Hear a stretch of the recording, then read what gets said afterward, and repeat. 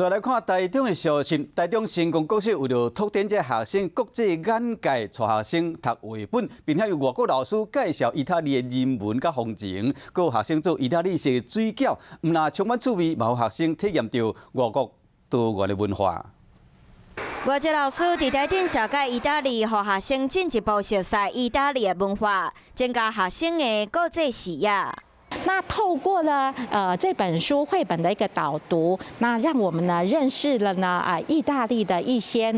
美食。成功国小透过读绘本，小解国家各学生实际来做体验意大利的美食。在边边磨水，然后拿另外一个饼皮盖上去，然后再拿去煮，煮完之后抹上酱就完成了。意大利饺子我是第一次做，我觉得很有趣、很新鲜。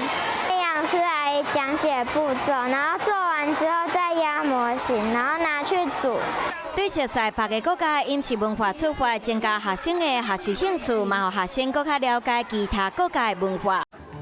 华视新闻看起来，赶快订阅我们的华视新闻 YouTube 频道，欢迎按赞、订阅、开启小铃铛，最新最及时的资讯要提供给你。